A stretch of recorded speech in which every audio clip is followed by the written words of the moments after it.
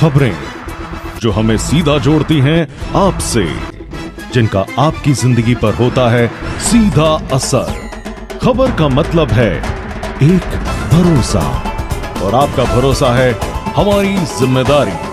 ATL TV, भरोसा अलवर का। नमस्कार, ATL टीवी के सभी दर्शकों का स्वागत है। खबरों के साथ मैं अर्चना जैन। बढ़ते हैं आज की हेडलाइंस के साथ।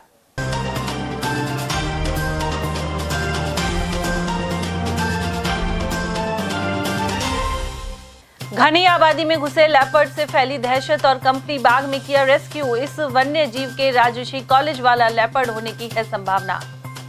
न्यू ईयर सेलिब्रेशन के लिए सरिस्का में सैलानियों का लगा तांता, विदेशों से भी पहुंचे पर्यटक। 2024 में सरकार के कामों को लेकर जताई मिश्रित प्रतिक्रियाएं, विभिन्न वर्गों ने रखी राय। और वाहन चोरी के आरोपियों को पकड़कर बाजार में निकाला जुलूस, मालाखेड़ा पुलिस ने की हरियाणा के शातिरों की गिरफ्तारी। और अब खबरों को हम जानेंगे विस्तार से। अलवर की घनी आबादी में मंगलवार को लेपर्ड पहुंचने की खलबली मच गई। करीब 3 घंटे मशक्कत के बाद उसे वन विभाग की टीम ने पकड़ लिया। संभावना है कि यह वही लेपर्ड है जो हफ्तों से राजर्षि कॉलेज परिसर के जंगल में मौजूद था। मंगलवार सुबह करीब 8:30 बजे एक लेपर्ड खदाना मोहल्ले में पहुंचा। यहाँ लोग गलियों में खड़े होकर आपस में बातचीत कर रहे थे, तभी लेपर्ड उनके बीच से भाग कर निकला। ऐसे में इधर उधर लोग भागने लगे। गनीमत रही कि उसने किसी पर हमला नहीं किया। आशंका जताई जा रही है कि लेपर्ड RR कॉलेज कैंपस से निकलकर आवासीय इलाकों में जा पहुंचा। 29 दिसंबर की रात को कॉलेज स्टाफ रूम के पास लेपर्ड के पगमार्क मिले थे। उधर मंगलवार सुबह लेपर्ड खदाना क्षेत्र में देखा गया, जहां वह एक खाली प्लॉट में दुबक गया। सूचना मिलने पर सुबह 9 बजे के करीब वनकर्मी पहुंचे। वहां से भागने के बाद पैंथर कंपनी बाग के अंदर जा छुपा और 3 घंटे की कोशिशों के बाद उसे ट्रंकुलाइज कर रेस्क्यू किया गया। इस मौके पर DSP अंगद शर्मा भी जाब्ते के साथ पहुंचे और उन्होंने लोगों की भीड़ को वहां से हटवाया। सुरक्षा की दृष्टि से कंपनी बाग रोड पर आवाजाही भी बंद करवाई गई। वहीं DFO ने घटनाक्रम की जानकारी दी। साथ ही बताया गया कि यह RR कॉलेज परिसर में घुसा लेपर्ड ही होने की संभावना है। जल्द ही इसकी पुष्टि हो जाएगी। देखिए, जो एक काफ़ी समय से जो एक लेपर्ड शहर में घूम रहा था, और आज हमारी टीम जो जिसमें उप वन संरक्षक अलवर हैं, इनमें मुख्य सूत्रधार रहे इस पूरे कार्यक्रम में, तो इनकी टीम और सरिस्का की टीम और हमारे जो वेटनरी डॉक्टर्स हैं, इन्होंने अथक प्रयास के बाद आज सक्सेसफुली इस लेपर्ड को रेस्क्यू कर लिया है। और चूँकि ये एक तरीके से मुझे ऐसा लगता है कि जंगल से बाहर आके और घूम रहा था और जंगल में वापस जाने की कोशिश कर रहा था। उस कोशिश के दौरान ये ऐसा हुआ कि चूँकि शहर में लगातार आना जाना लोगों का रहता है, तो ये वापस जा नहीं पा रहा था। तो आज इस पैंथर को, चूँकि ये कंपनी बाग वाले एरिया में पहुंचा और इसको हमने 1 घंटे के अंदर हमारी टीम ने इसको सक्सेसफुली रेस्क्यू किया। और जहाँ तक हमें इसको छोड़ने का प्रश्न है, तो चूँकि ये शहर में एक बार अगर कोई लेपर्ड आ जाता है तो उसकी वापस आने की एक टेंडेंसी और आदत होती है।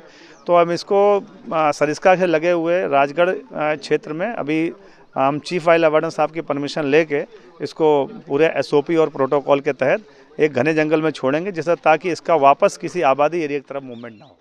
ये शहर में सुबह हमें पुलिस कंट्रोल रूम से सूचना मिली कि ये जनाना हॉस्पिटल के पास धर्मशाला में ये पैंथर आया हुआ है। तो उस समय हमने तत्काल सरिस्का के फील्ड डायरेक्टर DFO से बात करके हमें डॉक्टर की सुविधा मिली, इनका रेंज ऑफिसर मिला, पूरा तकनीकी टीम हमें साथ मिली। उसके बाद पुलिस का सहयोग लेकर हमने चारों तरफ एरिया को घेरा। तो उसे एक जगह हमने धर्मशाला जनाना हॉस्पिटल के पास उसको ट्रैंकुलाइज करने का पूरा प्रयास था, लेकिन आबादी एरिया है, काफ़ी आबादी से घिरे होने के कारण, वो तेज़ आवाज़ होने के कारण वो जगह छोड़ के फिर कंपनी बाग में आ गया। कंपनी बाग को चारों तरफ से घेर के वहाँ जो पब्लिक थी उसको हमने बाहर निकाला और सेफली उसको हमने काफ़ी 1 घंटे के भीतर इसको रेस्क्यू कर लिया। अब हम इसको सरिस्का से लगते हुए जो घने जंगल हैं, इनको काफ़ी यहाँ से दूर, शहर से लगभग 40-50 किलोमीटर दूरी पर ले जाके इसको हम छोड़ेंगे। सरिस्का बाग परियोजना में वर्ष का अंतिम दिन 31 एवं नव वर्ष का जश्न मनाने के लिए पर्यटकों का तांता लगा रहा। इसके लिए पूर्व में ही ऑनलाइन बुकिंग फुल हो गई थी। तेज सर्दी के बावजूद पर्यटकों में खासा जोश देखा गया। उधर भीतर प्रवेश के लिए टिकट लेने की खातिर पर्यटक लंबी कतार लगाकर खड़े रहे। यहाँ मौजूद पर्यटक एवं नेचर गाइड का कहना है कि नववर्ष को लेकर सरिस्का में खासी चहल पहल बनी हुई है। तो हमारे सरिस्का टाइगर रिजर्व में काफ़ी भीड़ है, जिसमें देश विदेश के पर्यटक भी यहाँ घूमने आ रहे हैं सर। और अभी 2 बजे से सफारी होगी, जिसमें अपने अमेरिका और रूस, जापान, हॉलैंड, इटली, करीब काफ़ी देशों के पर्यटक यहाँ आ रहे हैं और इंडियन भी हैं। तो अभी 2 बजे से सफारी चालू होगी। हमारी ये जिप्सियाँ तैयार हो गई, ये पर्यटक बैठे हुए हैं और अभी जाएंगे 2 बजे से। अच्छी खासी भीड़ है सर। कहाँ से आए हो? दिल्ली से आए हैं, दिल्ली से। नव वर्ष मनाने के लिए? बिल्कुल, नए वर्ष बनाने आए हैं। तो कैसा लग रहा है? बहुत ही अच्छा लग रहा है। तो आप भ्रमण करने जाओगे, आपकी इच्छा क्या है? इच्छा क्या है, दिख जाए बस कुछ। टाइगर दिखना चाहिए, जिसके लिए आए हैं, जिसके लिए फेमस है ये, और दिख जाए बस। उधर विदेश से भी बड़ी संख्या में सैलानी सरिस्का आए हैं। ऑस्ट्रेलिया से आए पर्यटकों का कहना है कि वे बाघ को देखने के लिए रोमांचित हैं। कुल मिलाकर विश्व प्रसिद्ध अभयारण्य सरिस्का में नए साल पर खासी रौनक नजर आ रही है। और वहीं वर्ष 2024 को मंगलवार को विदाई दी गई और नव वर्ष 2025 के स्वागत की तैयारियां हुई। इस मौके पर पुलिस ने नशेड़ी चालकों सहित उत्पातियों पर नजर रखने के पर्याप्त बंदोबस्त किए थे। कई जगह होटलों या निजी रूप से लोगों ने जश्न मनाया। वहीं ड्रिंक करके ड्राइव करने वालों पर निगरानी रखी गई।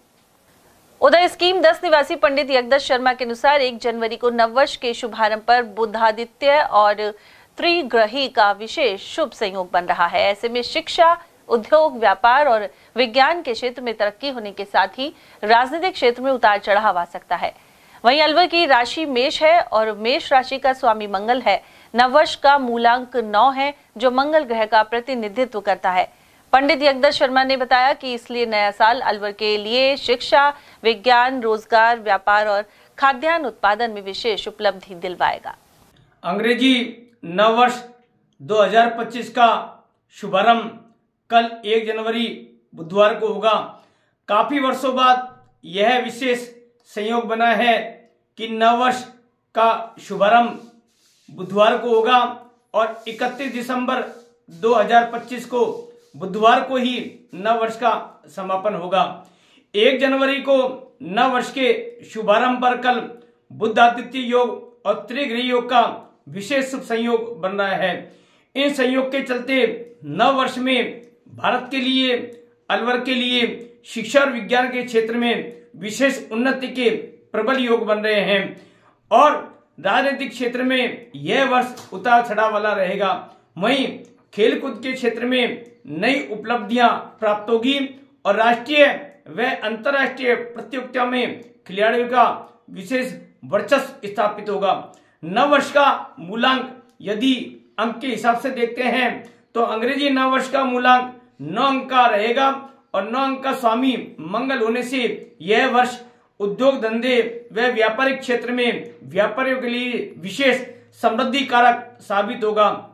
अलवर के संदर्भ में यदि अंग्रेजी नववर्ष को देखते हैं तो अलवर की राशि मेष है और मेष राशि का स्वामी मंगल है और नववर्ष का मूलांक 9 है। 9 अंक मंगल ग्रह का प्रतिनिधित्व करता है जो पराक्रम और साहस का प्रतीक माना गया है।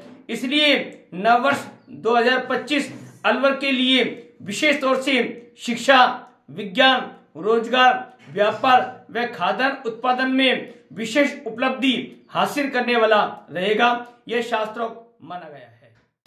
और वहीं बीतते वर्ष 2024 को लेकर लोगों की प्रतिक्रियाएं सामने आ रही हैं। जानते हैं कि आम जन से जुड़े वर्गों की नजर में कैसे रहा बीता हुआ साल। वहीं अलवर में किन समस्याओं या विकास के मुद्दों की इस वर्ष भी हुई उपेक्षा। गौरतलब है कि ईस्टर्न कैनाल जैसी बड़ी योजनाएं साल बीतते बीतते प्रधानमंत्री मोदी ने लॉन्च कर दी, लेकिन तत्कालिक उपाय का अभाव है और सर्दी में भी पेयजल संकट बना हुआ है। इसके अलावा एनसीआर में होने का नुकसान भी जिला उठा रहा है। उधर किशनकुंड विकास समिति के अध्यक्ष हिमांशु शर्मा ने भाजपा सरकार पर निशाना साधते हुए आरोप लगाया कि डबल इंजन की सरकार होने के बावजूद किसी प्रकार का विकास कार्य नहीं हुआ है, ना ही युवाओं को रोजगार मिला है। उन्होंने कहा कि 2 मंत्री होने के बावजूद सर्दियों में भी शहर में पानी की किल्लत जारी है। 2025 नए साल के प्रथम दिन पर हम सभी ये चाहते हैं कि हमारा जिला, हमारा प्रदेश, हमारा देश खुशहाल हो, सुख और समृद्ध हो। इसी क्रम में किशनगंज विकास समिति लगातार सामाजिक और उत्कृष्ट कार्यक्रम यहाँ करते हुए जा रहे हैं।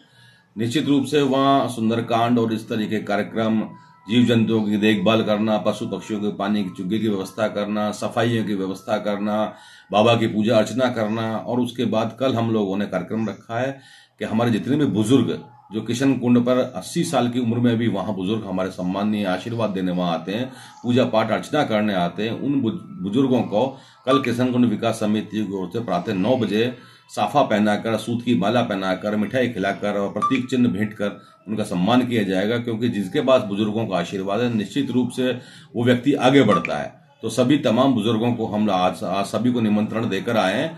कल वहाँ बुजुर्ग हमारे इकट्ठे होंगे और किशनगंज विकास समिति की ओर से उनका मान और सम्मान किया जाएगा। उधर कर्मचारी नेता तेजपाल सैनी के अनुसार 2024 में सरकार की उपलब्धियां ना के बराबर है, वहीं युवा बेरोजगार हैं और महंगाई लगातार बढ़ रही है।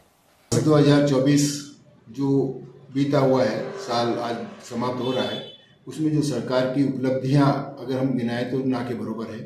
क्योंकि चाहे एजुकेशन के मामले में देख लीजिए, सरकारी स्कूलों में शिक्षकों की भर्ती का कोई अभी सिलसिला शुरू नहीं हुआ है, और इसी प्रकार से किसी भी विभाग में आप देख लीजिए, चाहे सरकारी मेडिकल कॉलेज हो उसमें भी देख लीजिए, सरकारी कॉलेजेज हो उसमें भी देख लीजिए, सब संविदा पर भर्ती किए जा रहे हैं, रेगुलर भर्ती कोई नहीं की जा रही है। एक युवाओं के बेरोजगारी का जो सवाल है वो भी बना हुआ है।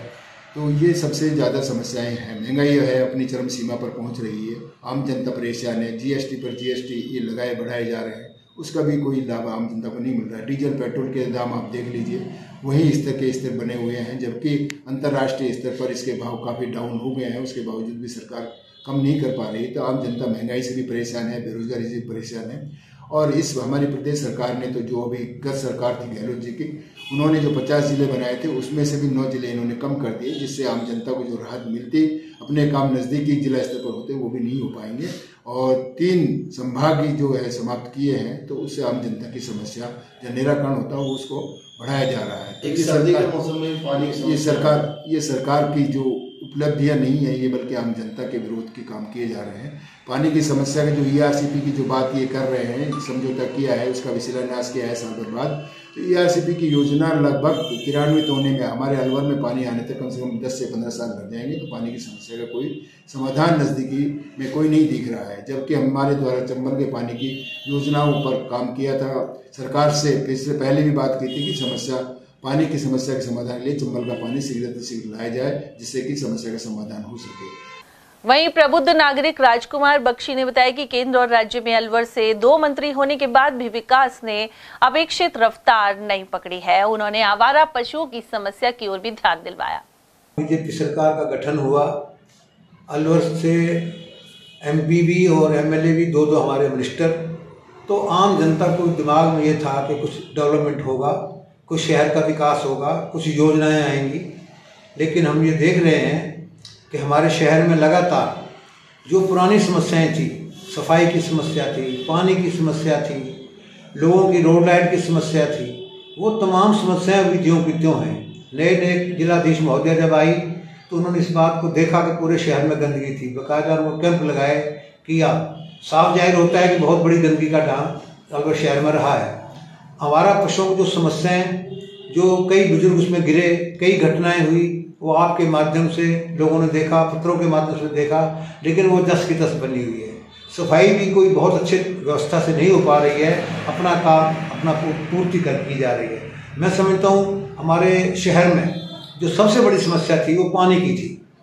पानी की समस्या यदि गर्मियों में होती है तो थोड़ी समझ में बात बैठती है, लेकिन आज भी अभी भी मौके पर भी अगर देखा जाए तो अभी भी लोग परेशान हैं, धरने अपने दे रहे हैं, न्यूज़ों में आ रहा है, घेराव हो रहे हैं। मैं समझता हूँ जो सरकार का जो सिर्फ बोर्ड वाला, सरकार वर्बली तरीके से, शब्दों के तरीके से समस्या को हल करना चाहती है, धरातल पर वास्तविक रूप से नहीं करना चाहती। और उधर समाज सेवी प्रेमचंद जैन का मानना है कि अलवर को NCR से किसी तरह का फायदा नहीं हुआ है। इसके अलावा पानी और सड़कों जैसी मूलभूत सुविधाओं की हालत सुधारनी होगी। जैन ने कहा कि वर्ष 2024 में प्रदेश सरकार की घोषणाओं की पूर्ति नहीं हुई। अब देखना है कि 2025 में इसमें कहां तक सुधार आएगा। आप देख रहे हैं सड़कों की क्या हालत है। जगह जगह खड्डे हुए हैं, जगह जगह सड़कें रोडियां निकल आई हैं। मालाखेड़ा थाना क्षेत्र के कलसाड़ा गांव से इको वैन चोरी करने के मामले में पुलिस ने 2 शातिरों को पकड़ा है। इनमें झिरका फिरोजपुर निवासी मौसम और हसन मोहम्मद शामिल हैं। गौरतलब है कि यह वैन 26 दिसंबर की रात्रि चोरी की गई थी। हालांकि इसे नाकेबंदी के दौरान उसी दिन रात्रि को बरामद कर लिया गया था। उस वक्त वाहन ले जा रहे 4 शातिर भाग गए थे। एसएचओ हितेश कुमार के अनुसार इनमें से 2 आरोपी गिरफ्तार कर लिए गए हैं। पुलिस का यह भी कहना है कि इन्होंने फायरिंग कर भागने का प्रयास भी किया। भागने की कोशिश के दौरान एक आरोपी मौसम के पैर में चोट भी आई है। उधर मंगलवार को दोनों शातिरों का जुलूस मालाखेड़ा कस्बे के बाजार से होकर निकाला गया। इस दौरान आरोपी मौसम को उसके साथी सहित एक पुलिसकर्मी ने सहारा दिया। इससे पता लगा कि मेवात साइड के 4 बंदे हैं जिन्होंने ये गाड़ी चोरी की और ये फायरिंग की वारदात को इन्होंने अंजाम दिया है जी, जिसमें हमने 2 मुलजिम अब तक अरेस्ट किए हैं। एक मौसम मेव है सिद्धरावट थाना फिरोजपुर झिरका का, दूसरा हसन मोहम्मद है, ये रिंगड़ पुलिस थाना फिरोजपुर झिरका का है। इन 2 को अरेस्ट कर लिया है। गाड़ी रात को उसी दिन तुरंत ही हमारे जवानों ने और गश्त वालों ने पीछा करके हैंड टू हैंड वहीं से रिकवर कर ली थी। गाड़ी छोड़ के भाग गए थे उस समय मौके से। जिस गाड़ी को बरामद कर लिया गया है जो चोरी गई है। 2 मुलजिम अरेस्ट कर लिए गए। आगे इसमें अनुसंधान किया जा रहा है। आज न्यायालय में पेश करके इनको पीसी रिमांड पर प्राप्त किया। ओलावृष्टि प्रभावित इलाकों में शुरुआती सुस्ती के बाद अब प्रशासनिक अधिकारी एवं संबंधित कार्मिक दौरे कर रहे हैं। उधर राजस्थान विधानसभा में नेता प्रतिपक्ष टीकाराम जूली ने मंगलवार को मोती डूंगरी स्थित कार्यालय पर जन सुनवाई की। उन्होंने हाल ही में हुई ओलावृष्टि के बाद खराब मौसम को लेकर गहरी चिंता व्यक्त की। साथ ही किसानों को समय पर उचित मुआवजा देने एवं गिरदावरी की रिपोर्ट तैयार करने पर जोर दिया। जूली ने बताया कि प्रदेश के अधिकांश जिलों में बारिश और ओलावृष्टि से किसानों को भारी नुकसान हुआ है। उन्होंने बताया कि सरसों की फसल में आ रही फलियां एवं फूल झड़ गए हैं और उत्पादन प्रभावित हुआ है। उन्होंने अलवर ग्रामीण विधानसभा क्षेत्र के मालाखेड़ा ब्लॉक में विभिन्न गांवों का दौरा किया। जूली ने मौके पर ही उपखंड अधिकारी नवज्योति कावरिया और तहसीलदार मेघा मीणा से फसल खराबी की उचित रिपोर्ट बनाकर सरकार को भेजने के लिए कहा है। उधर ग्रामीणों के आरोप लगाया कि प्रशासन को अवगत कराने के बावजूद भी किसानों की सुध नहीं ली जा रही है। प्रदेश के कई जिलों के अंदर जिस प्रकार से ओलावृष्टि हुई है और मेरी खुद की कॉन्स्टिट्यूएंसी के अंदर भी अलवर ज़िले के अंदर भी ये काफ़ी नुकसान हुआ है। आज मैं यहाँ पे पहुँचा हूँ और आप देख सकते हैं बहुत बड़ा नुकसान यहाँ पे 100% तक का नुकसान किसानों को हुआ है। और प्रशासन ने जो गिरदावरी की है वो 10% और 20% की है।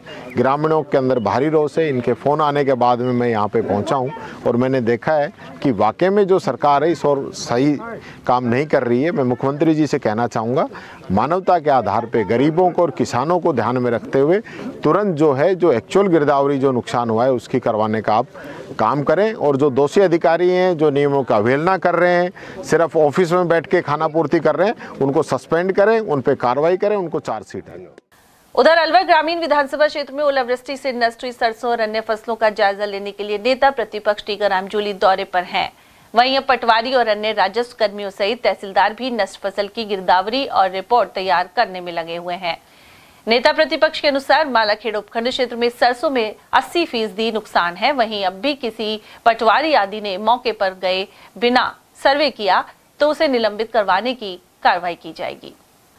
उधर जिला प्रमुख बलवीर सिंह के अनुसार ओलावृष्टि से जिले भर के किसानों को नुकसान हुआ है और इसका सर्वे करवाया जा रहा है। साथ ही सर्वे की रिपोर्ट के अनुसार मुआवजा दिलवाया जाएगा। जिला प्रमुख ने कहा कि सरकार किसान का दर्द समझती है और किसान हितों के लिए काम किया जाएगा। सर, अभी हाल ही में ओलावृष्टि हुई है, आप क्षेत्र में भी गए, गांव में भी, खेत तक पहुंचे, कितना नुकसान है, कितना सर्वे किया? जहाँ मैं गया था, इधर जकोपुर, बगाना, आलनपुर, सीलगांव, सब जगह मैं मौके पर गया। मौके पर जो नुकसान हुआ है मैंने कलेक्टर साहब से और आदरणीय भूपेंद्र जी को अवगत करा दिया। जो किसानों का उचित मांग हमने मुख्यमंत्री को, भूपेंद्र जी ने मुझे बताया कि सीएम साहब से उन्होंने बात कर ली। जो सरकार की प्रक्रिया किसान को उसका हक मिलेगा। मैं किसान का बेटा हूँ, किसान का दर्द समझता हूँ। सर, रामगढ़ और रैनी और कई और जगह भी ओले पड़े हैं। पूरे जिले का सबके साथ, किसान के साथ समान व्यवहार होगा। जिले का किसान की समस्या हम समझते हैं, हम किसान के बेटे हैं। किसान का हक उसको सरकार देगी, उचित मुआवजा जो भी बनेगा उनको मिलेगा। वर्ष 2025 के प्रथम दिन बुधवार को किशनकुंड विकास समिति की ओर से 75 वर्ष से अधिक उम्र के व्यक्तियों का सम्मान होगा। उन्हें माला और साफा पहनाकर अभिनंदन किया जाएगा। जिलाध्यक्ष हिमांशु शर्मा ने बताया कि किशनकुंड पर बुजुर्गों द्वारा सुंदरकांड पाठ एवं जीव जंतुओं की सेवा आदि अनेक कार्य किए जाते हैं। वहीं समिति नववर्ष की शुरुआत बुजुर्ग लोगों के सम्मान के साथ करने जा रही है। 2025 नए साल के प्रथम दिन पर हम सभी ये चाहते हैं कि हमारा जिला, हमारा प्रदेश, हमारा देश खुशहाल हो, सुख और समृद्ध हो। इसी क्रम में किशनकुंड विकास समिति लगातार सामाजिक और उत्कृष्ट कार्यक्रम यहाँ करते हुए जा रहे हैं। निश्चित रूप से वहाँ सुंदरकांड और इस तरह के कार्यक्रम, जीव जंतुओं की देखभाल करना, पशु पक्षियों के पानी की चुग्गे की व्यवस्था करना, सफाइयों की व्यवस्था करना, बाबा की पूजा अर्चना करना, और उसके बाद कल हम लोगों ने कार्यक्रम रखा है कि हमारे जितने भी बुजुर्ग जो किशनकुंड पर 80 साल की उम्र में भी वहाँ बुजुर्ग हमारे सम्माननीय आशीर्वाद देने वहाँ आते हैं, पूजा पाठ अर्चना करने आते हैं, उन बुजुर्गों को कल किशनकुंड विकास समिति की ओर से प्रातः 9 बजे साफा पहनाकर, सूत की माला पहनाकर, मिठाई खिलाकर और प्रतीक चिन्ह भेंट कर उनका सम्मान किया जाएगा। क्योंकि जिसके पास बुजुर्गों का आशीर्वाद है, निश्चित रूप से वो व्यक्ति आगे बढ़ता है। तो सभी तमाम बुजुर्गों को हम आज सभी को निमंत्रण देकर आए हैं। कल वहाँ बुजुर्ग हमारे इकट्ठे होंगे और किशनकुंड विकास समिति की ओर से उनका मान और सम्मान किया जाएगा। अलवर के बापू बाजार स्थित पेयजल टंकी के पास गार्डन की हालत बदतर बनी हुई है। क्षेत्रीय निवासी उत्तम ने बताया कि यहाँ बारिश के दिनों में गंदगी बढ़ जाती है, साथ ही पार्क के अंदर असामाजिक तत्व उत्पात मचाते हैं। नगर निगम को कई बार शिकायत के बावजूद समस्या का समाधान नहीं हो पा रहा है। बापू बाजार से बोल रहा हूँ, जहाँ पानी की टंकी बनी हुई है। सर, जब ये टंकी बनी थी तभी एक बच्चों के खेलने के लिए अच्छा पार्क था। टंकी बना के यहाँ पार्क भी खत्म कर दिया, और टंकी बनाने के बाद में आज तक ये सारी गंदगी यूँ की हुई है। यहाँ बारिश के दिनों में मच्छर भी होते हैं, असामाजिक तत्व यहाँ बैठते हैं, और अगर कोई उनसे बोलो तो लड़ने झगड़ने को तैयार रहते हैं। कई बार इसकी शिकायत कर चुके, आज तक कोई सुनवाई नहीं हुई है।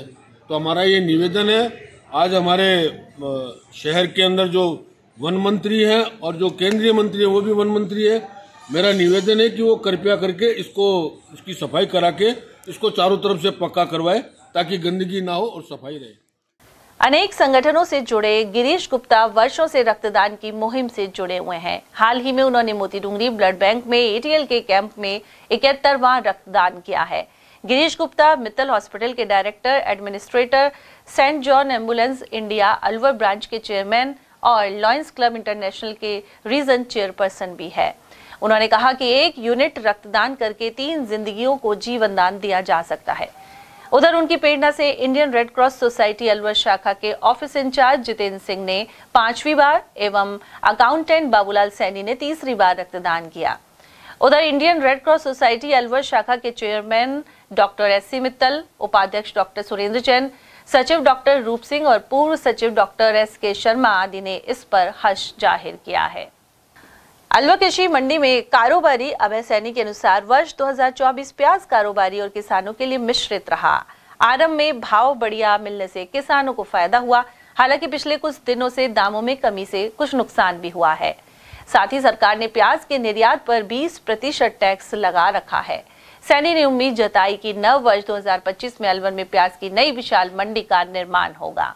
सर, 2024 समाप्ति की ओर है और 2025 का आगमन है। प्याज की दृष्टिकोण से कैसा ये साल रहा, क्या कहना चाहिए?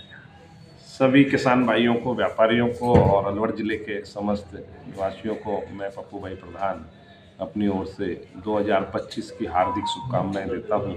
आशा करता हूं कि 2025 जिले के तमाम नागरिकों के लिए अच्छी रहेगी, ऐसी आशा रखता हूं। प्याज के बारे में आपसे हमेशा चर्चा होती है और धन्यवाद देना चाहता हूं मैं इन छोटे चैनलों को, सबको, जो किसान की, व्यापारी की बात को सरकार तक पहुंचाने का प्रयास करते हैं। इस बार प्याज में लगभग अलवर ज़िले के किसानों को अच्छा भाव मिला है। बीच में बाज़ार ज़रूर थोड़े से कमज़ोर रहे थे, लेकिन चारों तरफ बरसात होने की वजह से पुनः प्याज में ठीक बाज़ार आ गए हैं। आज भी बाज़ार में लगभग 700 से लेके और 1150-1200 रुपये का 40 किलो प्याज बिका है। ये साल व्यापार के लिए और ख़ास करके प्याज के लिए ठीक रहा। हमारे किसानों को लगभग सबको अच्छा पैसा मिला है। मौसम ख़राब होने की वजह से पुणे बाज़ारों में एक अच्छी तेज़ी का माहौल देखने को मिल रहा है। मध्य प्रदेश, महाराष्ट्र, राजस्थान और गुजरात 4 राज्य ऐसे हैं जहाँ पर बहुत तादाद में प्याज होती है और इन दिनों में सभी राज्यों में प्याज निकल रही है और सभी राज्यों में किसानों को प्याज का ठीक पैसा मिल रहा है। सरकार की नीतियों में थोड़ा सा परिवर्तन हो जाए तो ये प्याज का एक बड़ा जो एरिया है, रकबा जो लगता है, उस पर तमाम किसानों को इसका लाभ मिल सकता है। सरकार के द्वारा प्याज जो निर्यात की जाती है उसके ऊपर 20% का एक्साइज ड्यूटी लगाई हुई है। 20% का तात्पर्य है कि जो भाव हमारे यहाँ से एवरेज भाव होता है, जिसका बिल होता है, उसके ऊपर 20% का सब ड्यूटी लगती है। वो ड्यूटी हट जाती है तो किसानों को और भी लाभ मिलता है। आने वाले समय में अलवर को एक उपज एक ज़िले में प्याज को रखा गया है और हमने यहाँ के सांसद महोदय से निवेदन किया है कि वो यहाँ पर एक नई प्याज की बड़ी मंडी स्थापित करें जिससे बड़ा कारोबार हो सके। प्याज का बड़ा रकबा लगा है, इस बार लगभग 33,000 हेक्टेयर में प्याज लगी है, जिसे हम 1 लाख बीघा के लगभग कहते हैं। अलवर में काफ़ी अच्छा प्याज आया, खैरतल में, मालाखेड़ा में, तिजारा में और थोड़ा बहुत प्याज हमारे यहाँ बड़ौद में भी आता है, जो हमारे यहाँ के एक बड़ा राजस्व की भी आमद होती है और किसानों का भी उसका लाभ। प्याज को की उपज को जो शामिल किया गया उससे और क्या फायदे होने वाले हैं? एक बड़ा टर्मिनल मार्केट बनता है तो यहाँ पर भी बाहर का व्यापारी आता है, एक्सपोर्ट की भी गुंजाइश होती है, प्याज की गुणवत्ता में फ़र्क पड़ता है। जब एक मार्केट मिलता है तो लोग उसकी ओर भागते हैं। आज सरकार ने सभी चीज़ों के हब बनाए, इंडस्ट्रीज हब भी बनाए हैं, एजुकेशन हब बनाए। इस तरह से अलवर को भी प्याज के लिए एक हब बनाया जाए जिसके ऊपर एक अच्छी मंडी का निर्माण हो, जिसमें सभी सुविधाएं हों, किसानों को अपनी प्याज को सही समय पर बेचने का अवसर मिले, आड़तियों को उसका पूरा अवसर मिले, बाहर का व्यापारी आए उसे पूरी सुविधाएं मिले, तो निश्चित यहाँ एक बड़ा बाजार बनेगा, ऐसी आशा। अलवर मेवात शिक्षा एवं विकास संस्थान की ओर से स्वरूप विलास होटल में मीडिया कार्यशाला का आयोजन किया गया। डायरेक्टर नूर मोहम्मद ने बताया कि संस्थान द्वारा बालिका शिक्षा के लिए काम किया जा रहा है। मेवात क्षेत्र में मेवो सहित कई समाजों की बालिकाओं को पढ़ाई के लिए भेजने में परिजन आनाकानी करते हैं। ऐसे में संस्थान इन बालिकाओं को पढ़ने में सहयोग प्रदान करता है। इसके लिए बालिका शिक्षा केंद्र के सहयोग से शिक्षा मित्र और संस्थान की टीम काम कर रही है। वर्षों के लगातार प्रयास के बाद करीब 18,000 बालिकाओं को शिक्षा दिलाने में सफलता प्राप्त की गई है। मेरा नाम मुस्कान है और मैं तिजारा तहसील के गांव शेखपुर प्रोजेक्ट की रहने वाली हूं और मेरा ग्रेजुएशन जेडी कॉलेज से बीएससी सेकेंड ईयर चल रहा है और उसी के साथ मैं एमिट संस्था के थ्रू यूपीएससी की प्रिपरेशन कर रही हूं। मैंने जैसे कि आप लोगों को पता है मेवात में लड़कियों को बहुत कम पढ़ाते हैं। मैंने 10th तक की पढ़ाई मेरे गांव के स्कूल से की है। उसके बाद मैंने तिजारा के एक हॉस्टल में रह के गवर्नमेंट गर्ल्स स्कूल में वहाँ पे मैंने साइंस से 11th 12th की पढ़ाई की है। उसके बाद मुझे मतलब इतना आगे का पता नहीं था, मतलब घर में कोई एजुकेटेड नहीं था कि आगे क्या करना है क्या नहीं करना है। बस इतना पता था कि बायो से मेडिकल लाइन में जाते हैं, तो फिर बीएससी में एडमिशन ले लिया। अब बाद में पता चला कि मतलब पढ़ाई कर रहे हैं, घर वाले भेज रहे हैं। मेरे गांव की ऐसी पहली लड़की थी हमारे तिजारा से, मतलब 4-5 गांव की, जो सबसे पहले बाहर आई थी पढ़ने के लिए। और फिर अब मैं यूपीएससी की तैयारी कर रही हूँ। मैं एमए फाइनल में हूँ फिलहाल और मैं एमिट संस्था के थ्रू एमए फाइनल के साथ साथ यूपीएससी की तैयारी कर रही हूँ। और मुझे यहाँ तक पहुँचने में बहुत कठिनाइयों का सामना करना पड़ा, जैसे कि मैं मेवात क्षेत्र से बिलोंग करती हूँ और मैं कम्युनिटी से बिलोंग करती हूँ। तो मतलब हमारे मेवात में धारणा बनी हुई है कि लड़कियों को नहीं पढ़ाना और लड़कियाँ क्या करेंगी, मतलब कुछ नहीं कर पाएंगी और ये पराया धन समझा जाता है सर लड़कियों को। तो मतलब गांव में बिल्कुल माहौल नहीं था पढ़ाई का और मेरी फैमिली में मतलब इतना पढ़ाई का माहौल नहीं था, तो लगता ही नहीं था कि बच्चों को पढ़ाना है। और हमारे गांव में 8वीं तक का स्कूल था, तो वहाँ 8वीं तो मैंने वहाँ से कर ली, पर मुझे 10वीं के लिए दूसरे गांव जाना। आज बेसिकली स्वरूप क्लास होटल में हमने मीडिया वर्कशॉप की। इसका पूरा पर्पस ये है कि मीडिया के साथ बच्चों के जो मुद्दे हैं उनके बारे में सेंसिटिव हो, बच्चों की जो स्टोरीज है, उनके जो स्ट्रगल हैं, उनके जो संघर्ष हैं और उनकी जो सफलताएं हैं, यदि वो कहानियां छपेंगी तो उसका प्रभाव ये होगा कि मेवात में और उन एरियो में जहां लोग नहीं पढ़ते हैं उनके बच्चों को भी हिम्मत आएगी कि वो पढ़ सकते हैं। हमारी संस्था ने पिछले 24 साल से करीब 18,000 बच्चों को आगे जोड़ा है और बहुत सारी पॉजिटिव खबरें मीडिया ने छापी हैं, तो उसका प्रभाव ये है कि लोगों की हिम्मतें आती हैं। आज भी उसी का था कि साल के अंतिम दिन 2024 को हम बैठ रहे हैं और मीडिया के साथ कैसे वो बच्चों के मुद्दों पे सेंसिटाइज हों, कैसे बच्चों को इशूज को वो प्रमुखता से लाएं और कैसे वो स्टोरी मुख्य पृष्ठ की एक स्टोरी हो सकती है कि बच्चे किन संघर्षों से कैसे आगे बढ़ रहे हैं, उनकी ज़रूरतें क्या हैं, किन दिक्कतों को वो झेल रहे हैं। यदि ये समझ मीडिया में पहले भी होती है, लेकिन बहुत सारी वजह से शायद वो उतना प्रमुखता नहीं दे पाते हैं। आज का पूरा उद्देश्य यही था कि मीडिया के साथियों के साथ बच्चों के मुद्दे पे सेंसिटाइजेशन करना और उनको इस काम के साथ जोड़ के मेवात में सब बच्चों की शिक्षा का जो लक्ष्य है उसकी प्राप्ति का काम करना। सर, मुस्लिम समाज के जो बच्चों को शिक्षा से जोड़ना, अब तो आपके प्रयास, सरकार के प्रयास से पढ़ाई का स्तर एक बढ़ गया है, लेकिन शुरू में तो बच्चे जो लड़कियां थी उनको भेजते ही नहीं थे स्कूल और तो बालिका शिक्षा में काफ़ी समस्याएं थी। अब क्या माहौल है, कितना सुधार हुआ है, कितना प्रभाव पड़ा है और बालिकाएं कितना शिक्षा में जुड़ पाई है? मुझे लगता है इसका ये जो आप कह रहे हैं वो सही बात है, पर इसका एक जो बड़ा रीजन ये था कि 2006 से यदि हम 10-12 तक देखें तो मेवात में स्कूलों की बहुत कमी थी, और स्कूल थे तो उनमें टीचर्स नहीं थे। 12वीं के स्कूल तो पूरे इलाके में मिलते ही नहीं थे। जो सरकार की अब योजना है कि हर ग्राम पंचायत में उन्होंने 12वीं के स्कूल खोले हैं, इससे खास तौर से बच्चियों की शिक्षा बहुत प्रभावित हुई है। और हमारी जैसी संस्थाएं जो गांव में लोगों के साथ मिलकर उनके सेंसिटाइजेशन का काम कर रही हैं और बच्चों को अलग अलग तरीके से सपोर्ट कर रही है, उसका भी इफेक्ट है। इवन हमारे ही काम से तकरीबन 18,000 बच्चियां शिक्षा से जुड़ी हैं। तकरीबन 6,000 लड़कियां अभी हमारे साथ मिलकर अलग अलग तरह के कोर्सेज कॉलेजों में पढ़ रही है। कुछ लड़कियां यूपीएससी की तैयारी कर रही हैं, आरएएस की तैयारी कर रही हैं, बीएड नर्सिंग कर रही हैं, और ये सब लड़कियां मॉडल के रूप में जब बनेंगी तो इससे और तेज गति से शायद मेवात में पढ़ाई का माहौल बनेगा। उधर कार्यकर्ता माया ने बताया कि इस दिशा में मत्स्य औद्योगिक क्षेत्र के गोंदपुर सहित कई गांवों में काम किया गया है। इसके अलावा तिजारा की मुस्कान और किशनगढ़ वास की इंग्लिशा ने बताया कि मेव समुदाय में बालिकाओं को हिंदी पढ़ने में ऐतराज किया जाता है, इसलिए विद्यालय भेजने में दिक्कत आती है, लेकिन संस्थान द्वारा समझाइश के बाद परिजन स्कूल भेजने पर राजी हो गए। अब वे यूपीएससी के तैयारी कर रही हैं। सर, मेरा नाम माया है, मैं गोंदपुर एमआई एरिया की रहने वाली हूँ और मैं एमएड संस्था की एक चेंज लीडर के रूप में भी जुड़ी हुई हूँ। इसमें मतलब बहुत सारी मीटिंग वगैरह अटेंड करती रहती हूँ। और मैंने हमारे गांव में जो लड़कियां पढ़ती नहीं थी, ड्रॉप आउट हो गई थी, उन लड़कियों को पढ़ाने का काम किया था। जिनके पास की जैसे कि पढ़ने के लिए वो असमर्थ थी, उनके पास पैसे नहीं थे, तो उनके लिए हमारे जो एमएड संस्था है उनके लिए बहुत ज़्यादा सहयोग किया था, स्कॉलरशिप के रूप में या किसी भी रूप में। और स्कूल है जो हमारा गाँव का, उसमें बहुत सारे काम किए, जैसे कि स्मार्ट रूम बनवाए थे, वहाँ खेलने का मैदान बहुत अच्छे से इतना बढ़िया करवा दिया था सर, बहुत अच्छा। एमएड संस्था ने वहाँ हमारे गांव में बहुत काम किए हैं। एमएड संस्थान जो बालिका शिक्षा को बढ़ावा देने के लिए लगातार काम कर रही है। जी सर। तो आपके सहयोग से कितनी बालिका शिक्षाओं को शिक्षा दिलाई गई है? सर, ऐसी बहुत सारी लड़कियां थी जो मतलब पढ़ने से रुक गई थी, वो पढ़ना बंद कर दिया था, उनके पास कि पढ़ने के लिए पैसे नहीं थे या फिर कुछ भी ऐसे की रीजन थे, बाहर जा नहीं पाती थी। तो इस वजह से तो हमने सर उनके घरों पे जाकर उनके पेरेंट्स को समझाया कि नहीं, ऐसे नहीं रोकना चाहिए लड़कियों को, क्योंकि गांव के लोगों की ना सोच थोड़ी सर वैसी होती है। वो कहते हैं कि लड़कियों को पढ़ के क्या करना है, इनको तो तभी भी घर का ही काम करना है, रोटियां बनानी है, पढ़ के आके क्या करना है, इनको अपने पैसे खर्च करने की बात है इनको आगे पढ़ाने से।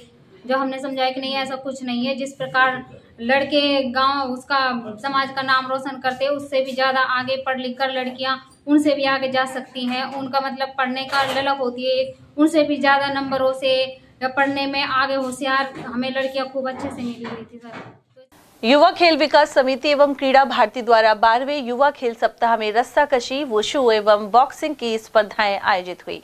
समिति के सचिव रजनीश चैमन ने बताया कि इस दौरान मुख्य अतिथि स्टेप बाय स्टेप ग्रुप के निदेशक नरेंद्र यादव, जिला बॉक्सिंग संघ के अध्यक्ष दिनेश भार्गव, जिला ओलंपिक संघ के सचिव उत्तम सैनी, भाजपा जिला महामंत्री गोवर्धन सिसोदिया सहित संजीव शर्मा रहे। वहीं बॉक्सिंग के रोमांचक मुकाबले स्टेप बाय स्टेप स्कूल में करवाए गए। साथ ही रस्साकशी सर्वोदय स्कूल मालाखेड़ा में आयोजित हुई। इसी तरह वुशु स्पर्धा बाल विहार स्कूल में आयोजित की गई। इस मौके पर हुकम सिंह, मनीष, कृतिका, अभिजीत, बाल्यान, मनोज यादव, विशाल कटारिया, मानसी, प्रशांत अवस्थी और आकाश आदि उपस्थित रहे। और यहाँ वक्त है एक छोटे से ब्रेक का। आप देखते रहिए एयरटेल टीवी। अलवर शहर में पहली बार एक ही छत के नीचे sports goods and sports wear का एकमात्र showroom Stronger sports and wear, Dena bank के सामने, बस स्टैंड रोड, अलवर। यहाँ पर Nivia, Cosco, Spartan, SS, SG, Yonex आदि कंपनी के स्पोर्ट्स गुड्स एवं Shiv Naresh, Select, Volt, Stronger आदि कंपनीज के स्पोर्ट्स वियर उपलब्ध हैं।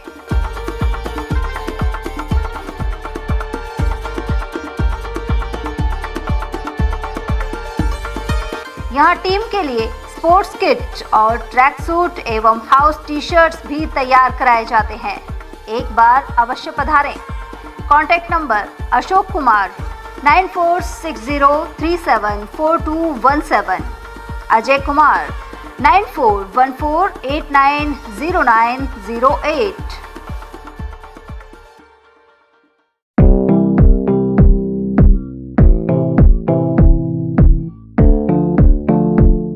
अलवर में एक जाना माना नाम, मानसिंह कृपा दयाल स्वीट्स तिजारा वाले।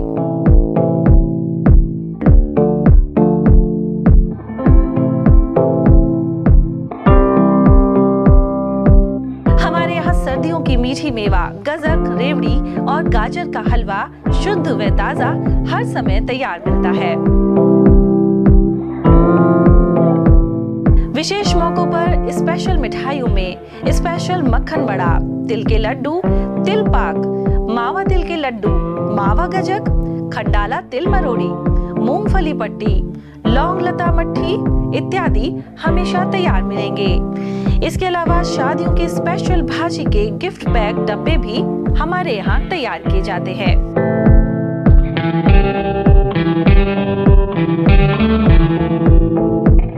तो एक बार सेवा का मौका अवश्य दें। हमारा पता है church road Alwar, A50 Malviya Nagar Alwar. Phone number 014423322624, 014423322625। 10 Shehnai resort में 31 दिसंबर 2024 को अलवर शहर का सबसे खूबसूरत न्यू ईयर सेलिब्रेशन किया जाएगा। इस शानदार पार्टी में होगा अनलिमिटेड खाना, फन, म्यूजिक, हर उम्र के लोगों के लिए गेम्स और gifts.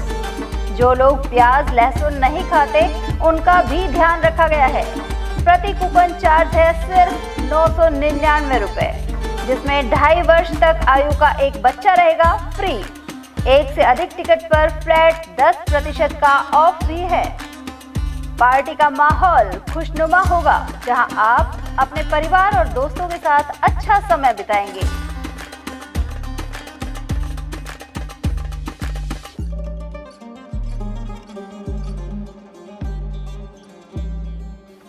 The shehnai resort Alwar शहर में बसा एक ऐसा फंक्शन वेन्यू है जहां शादी, संगीत, लगन, रिटायरमेंट पार्टी, रिंग सेरेमनी और एनिवर्सरी आदि सभी फंक्शंस किए जाते हैं।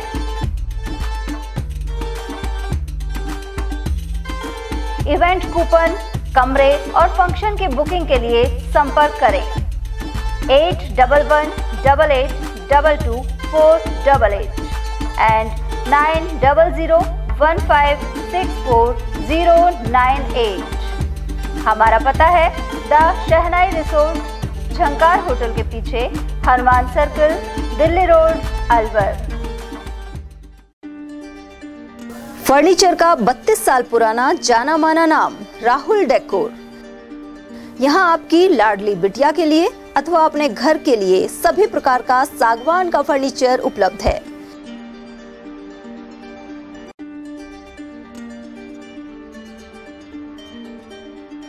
Double bed, dressing table, sofa set सागवान एवं कपड़े वाले तथा सेंटर टेबल, भट्टी कलर, स्टील अलमारी, ब्रांडेड एवं सॉफ्टी फोम के गद्दे आपकी नाप तोल से बनाए जाते हैं।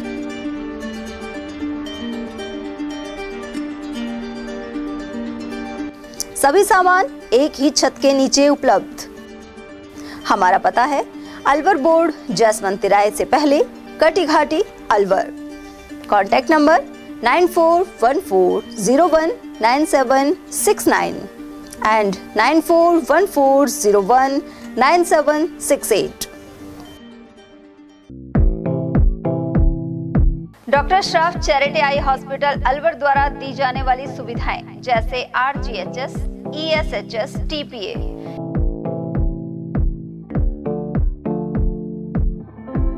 इसके अलावा registration, OPD service, OT ward, store एवं अलवर जिले में first time low vision clinic की सुविधा दी जा रही है। लो विजन एड क्लिनिक जो दिव्यांग बच्चों जिनकी निगाह बहुत सारे इलाज के बाद भी कम रह जाती है, उस ऐसे मरीजों के लिए या ऐसे बच्चों के लिए जो बेस्ट पॉसिबल जो डिवाइसेस होते हैं वो हमारे पास अवेलेबल है, जिससे हम ऐसे बच्चों का मदद कर सकते हैं। ऑप्थेल्मोलॉजी डॉक्टर द्वारा चिन्हित मरीज लो विजन क्लिनिक की सुविधा उठा सकता है। हमारे यहाँ विभिन्न प्रकार की जांचें जैसे OCT, RFNL, VFA, B scan, YAG laser, A scan की सुविधा उपलब्ध है। हमारा पता है doctor Shroff charity eye hospital, Subhash Nagar, NEB road, Alwar, Rajasthan. Contact number 0144 2370 559। हीरे, सोने, चांदी के जेवरातों के विक्रेता दुर्गा प्रसाद सुनील दत्त ज्वेलर्स, बजाजा बाजार, अलवर।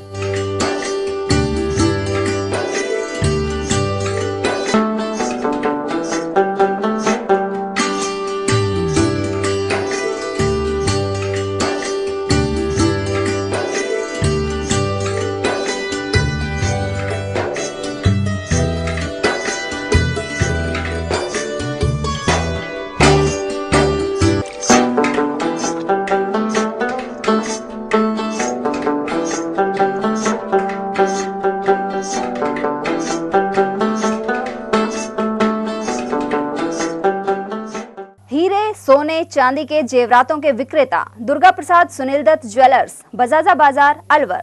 Phone number 0144233863 and 2338663। इतनी कड़ी मेहनत क्यों पापा? बेटा इतनी मेहनत इसीलिए ताकि सबको खाना मिल सके, किसी पे कोई मुसीबत ना आए। किसी पे मुसीबत ना आए इसलिए आप हो पापा, पर अगर आप पे मुसीबत आ गई तो? अब पाए फसल बीमा केवल 3 आसान स्टेप्स में। क्षेमा सुकृति फसल बीमा। कॉल करें और कराए 100 से भी ज्यादा फसलों की बीमा 499 रुपए प्रति एकड़ में।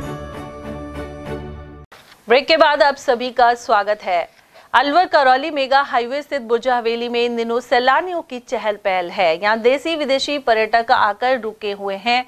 वहीं इस ऐतिहासिक भवन में संस्कृति और सभ्यता की झलक नजर आती है। साथ ही रियासत काल के अस्त्र शस्त्र, चित्र और पांडुलिपि आदि नजर आते हैं। संचालक उपेंद्र सिंह ने बताया कि पर्यटक मकई और बाजरे की रोटी आदि परंपरागत भोजन पसंद करते हैं। सरिस्का की वादियों में स्थित पांडुपौल हनुमान जी महाराज के स्थान पर हर वर्ष के अंतिम मंगलवार को दर्शनार्थियों की भीड़ रही। दिन भर यहाँ बजरंग बली बाबा के जयकारे गूंजते रहे। उधर सुबह से ही आवाजाही की वजह से वाहनों की लंबी कतार भी लग गई। इसके अलावा वन कर्मियों ने वाहनों को चेक भी किया, जिससे कोई खाद्य सामग्री को अंदर नहीं ले जा सके। आज हनुमान जी महाराज पांडुपौल जी के जा रहे हैं हम दर्शन करने के लिए। महाराज जी से विनती करने जा रहे हैं, खुशहाली मांगने के लिए जा रहे हैं कि बीतते हुए साल में कि आने वाला जो 2025 है वो हमारे लिए अच्छा रहे। हमारे लिए क्या, हमारे ग्रामवासी, देशवासी सबके लिए अच्छा निकले। साल जो आने वाला है वो सुख शांति के लिए आए और सभी ऑल वर्ल्ड हमारी कामना है कि नया साल एक अच्छी शुरुआत लेकर आए। और जो हमारे सनातनी हैं हम उसमें सबसे ज़्यादा हनुमान जी के जा रहे हैं पांडुपौल, बहुत ही खुशी के साथ। और इतनी अच्छी ठंड जिसमें हमको लेकिन ये महसूस नहीं हो रहा कि ठंड भी है। बाग परियोजना की अगर हम बात करें तो आज सरिस्का जो सदर गेट पर है, यहाँ जो पांडुपौल जाने वाले श्रद्धालुओं की यहाँ भीड़ देखने को मिल जाती है। जो दर्शनार्थी आ रहे हैं, आज लास्ट जो ये वर्ष है इसका लास्ट दिन है, 31 है, तो ऐसे में जो श्रद्धालु आ रहे हैं वो बड़ी मात्रा में आ रहे हैं और काफ़ी लंबी यहाँ वाहनों की कतार देखने को मिल जाएगी। हालांकि हम बता दें कि अब सर्दी के चलते भी यहाँ श्रद्धालु की जो आस्था है, लेकिन जो यहाँ वन विभाग कर्मचारी है या होमगार्ड है जो भी है वो पूरी तरह सतर्कता है, क्योंकि सतर्कता बरत रहे हैं, क्योंकि जो वाहनों के अंदर फल फ्रूट है या कुछ भी अन्य सामग्री है, खाद्य पदार्थ है, उनको अंदर ले जाने से पहले यहाँ चेकिंग कर रहे हैं, क्योंकि जो वन्य जीवों के लिए यहाँ सख्त आदेश है कि जो फल फ्रूट है उनको नहीं ले जा सकते। ऐसे में वो यहाँ पूरी सर्दी में मुस्तैदी दिखा रहे हैं और हम आपको दिखाएं तो काफ़ी लंबी कतार यहाँ देखने को मिल जाएगी, क्योंकि आज पूरे देश भर से यहाँ श्रद्धालु आ रहे हैं और दरसरार से यहाँ दर्शन करने के लिए आ रहे हैं। और जो आज 31 है, ऐसे में भी यहाँ पर पर्यटकों की काफ़ी लंबी लाइन लगी रही, क्योंकि 2 पारियों में यहाँ पर्यटक घूम सकेंगे। और जो बुधवार को बताया जाता है कि जो इस वर्ष की शुरुआत होती है, तो ऐसे में यहाँ अवकाश का भी समय है। लेकिन यहाँ स्थानीय लोगों ने भी मांग उठाई है, यानी कि यहाँ जो नेचर गाइड है वगैरह, उन्होंने मांग उठाई है कि जो नव वर्ष जो प्रारंभ होगा बुधवार को होगा, तो मंगलवार को जैसे जयपुर खुला है, जू खुला है, तो बुधवार को भी सरिस्का खुला रहे। ऐसे यहाँ जो स्थानीय जो कर्मचारी है, नेचर गाइड है या और भी पर्यटक आ रहे हैं, वो मांग कर रहे हैं कि जो शुरुआत हो यहाँ अच्छे बाघ या टाइगर देख सके, तो ऐसे में उनकी भी यहाँ कामना ऐसे करके आ रहे हैं। मैं धर्मेंद्र कुमार शर्मा, ATL न्यूज, अलवर। अलवर सांसद खेल उत्सव में क्रिकेट प्रतियोगिता का दूसरा राउंड प्रारंभ हो गया है। इसमें 8 टीमें बची हैं और क्वार्टर फाइनल के बाद सेमीफाइनल और फाइनल मैच खेले जाएंगे। प्रत्येक मैच 12 ओवर का खेला जा रहा है। प्रधान दौलत राम के अनुसार सर्दी के बाद भी खिलाड़ियों में उत्साह बना हुआ है। उधर सांसद भूपेंद्र यादव टीम में शामिल नवीन यादव ने बताया कि अलवर ग्रामीण विधानसभा में चिकानी कॉलेज में क्रिकेट टूर्नामेंट किया जा रहा है। इस मौके पर रमन गुलाटी और बनवारी पटेल सहित कई लोग व्यवस्था संभाल रहे हैं। देखिए, आज हमारे सांसद खेल उत्सव जो LIT कॉलेज के अंदर हो रहा है, आज पहला मैच 10 बजे चालू हुआ, जिसमें हमारे मालाखेड़ा से महाराजपुरा की टीम जिन्होंने विजेता हासिल की और हमारी सेकंड टीम है अब खेलने के लिए तैयारी में जुड़ी हुई है। और ग्रामीण के अंदर हमारे जो जनप्रतिनिधि हैं मौजूदा हैं और काफ़ी बच्चों के अंदर एक उत्साह देखने के लिए मिल रहा है। रामगढ़ में मंगलवार को नगर पालिका के नए अधिशासी अधिकारी जगदीश कुमार ने कार्यभार संभाल लिया है। इस मौके पर पार्षद और कर्मचारियों ने उनका स्वागत किया। इनमें राजू खंडेलवाल, अमित भारद्वाज, संजय खंडेलवाल, सतमीत सिंह, कलाराम, मुश्ताक खान, निवाज खान और सतपाल भारद्वाज आदि शामिल रहे। आज रामगढ़ नगर पालिका में टीचर जी ने जो नए ईओ आए उन्होंने चार्ज लिया है। आशा करते हैं कि रामगढ़ नगर पालिका को स्वर्ग से भी सुंदर बना के छोड़ेंगे। उनको हमने पहले भी उनके बारे में मालूम किया है, वो निष्पक्ष छवि वाले एकदम अच्छे ईमानदार ईओ हैं। बड़ौदा में कस्बे स्थित पंजाबी धर्मशाला में बाबा श्याम का विशाल जागरण और भंडारा संपन्न हुआ। श्री श्याम दीवानी मित्र मंडल ने आयोजन किया। इसे पूर्व विधि विधान से पूजन किया गया। कलाकारों ने भजनों के जरिए बाबा का गुणगान किया। साथ ही श्याम बाबा का दरबार फूल बंगला झांकी के रूप में सजाया गया। इसके लिए कोलकाता से फूल मंगवाए गए थे। वहीं पुष्प वर्षा और भव्य आतिशबाजी के साथ ही 56 भोग की झांकी सजाई गई। संकीर्तन में जयपुर से आए सुरभि चतुर्वेदी और आयुष सोमानी, तिजारा के गौरव दत्त और कानपुर के संदीप मस्ताना द्वारा भजन गाए गए। वहीं मुख्य अतिथि के रूप में रामगढ़ विधायक सुखवंत सिंह मौजूद रहे। साथ ही विशंबर वशिष्ठ, योगेश मिश्रा, ईश भारद्वाज, बलराम यादव, कमल भादवा, हरिओम कटारा, संदीप मीना, बने सिंह मीना और छोटे लाल मीना आदि मौजूद रहे। सभी अतिथियों का राधा कृष्ण की तस्वीर भेंट कर सम्मान किया गया। 5000 युवा मित्रों को अटल प्रेरक के रूप में समायोजित करने की मांग उठाई गई है। इसे लेकर खैरतल ADM को मुख्यमंत्री के नाम ज्ञापन सौंपा गया। गौरतलब है कि मुख्यमंत्री ने पूर्व प्रधानमंत्री स्वर्गीय अटल बिहारी वाजपेयी के नाम पर अटल प्रेरक लगाए जाने की घोषणा की है। ज्ञापन के अनुसार पूर्व में कार्यरत 5000 युवा मित्र इस नई भूमिका में जन कल्याणकारी योजनाओं को आमजन तक बखूबी पहुंचाएंगे। उधर इस मौके पर नरसीराम, सुमन, चेतन, जगत, सुरेंद्र, जावेद और अंजू आदि उपस्थित रहे। अलवर सांसद खेल उत्सव के तहत राजर्षि महाविद्यालय के खेल मैदान पर मैच जारी है। ग्राउंड प्रभारी पवन जैन के अनुसार इसमें अलवर शहर विधानसभा क्षेत्र की 24 क्रिकेट टीमें भाग ले रही हैं। साथ ही अन्य खेलों का भी आयोजन दूसरे खेल मैदानों पर किया जा रहा है। जैन ने बताया कि अलवर सांसद डॉक्टर भूपेंद्र सिंह यादव की पहल पर जारी खेल उत्सव से खेलों को बढ़ावा मिलेगा। अलवर लोकसभा क्षेत्र के सभी 8 विधानसभा क्षेत्रों में खेलों का आयोजन किया जा रहा है। सर, सांसद भूपेंद्र सिंह यादव द्वारा खेलों का आयोजन किया जा रहा है। आप ग्राउंड इंचार्ज हैं, क्या कहना चाहेंगे, क्या जानकारी? देखिए, हमारे लोकप्रिय सांसद आदरणीय भूपेंद्र यादव जी के निर्देशन में, उनके नेतृत्व में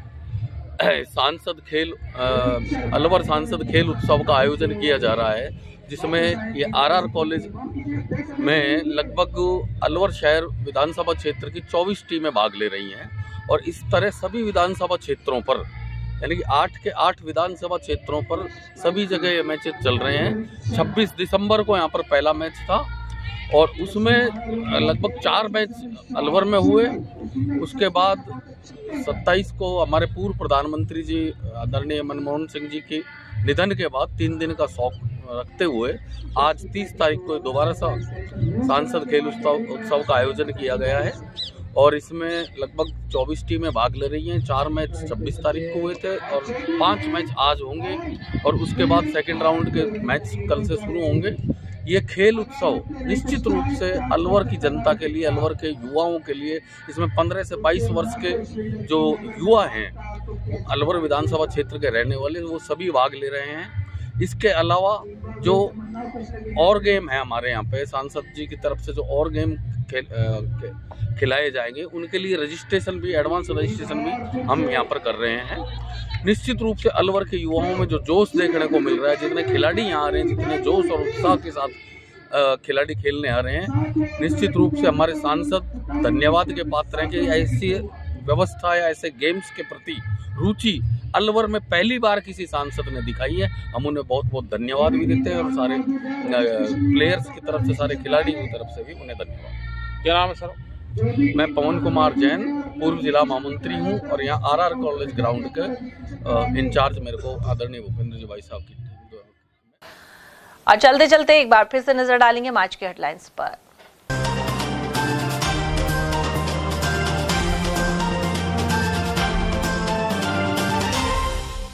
घनी आबादी में घुसे लेपर्ड से फैली दहशत और कंपनी बाग में किया रेस्क्यू। इस वन्य जीव के राजर्षि कॉलेज वाला लेपर्ड होने की है संभावना। न्यू ईयर सेलिब्रेशन के लिए सरिस्का में सैलानियों का लगा तांता, विदेशों से भी पहुंचे पर्यटक। 2024 में सरकार के कामों को लेकर जताई मिश्रित प्रतिक्रियाएं, विभिन्न वर्गों ने रखी राय। और वाहन चोरी के आरोपियों को पकड़कर बाजार में निकाला जुलूस, मालाखेड़ा पुलिस ने की हरियाणा के शातिरों की गिरफ्तारी। खबरों में आज इतना ही। दीजिए अर्चना जैन को इजाजत। नमस्कार।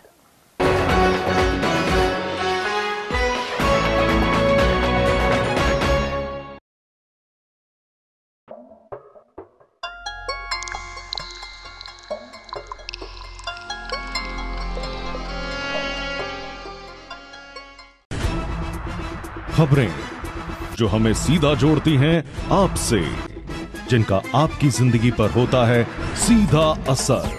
खबर का मतलब है एक भरोसा, और आपका भरोसा है हमारी जिम्मेदारी। ATL TV, भरोसा अलवर का।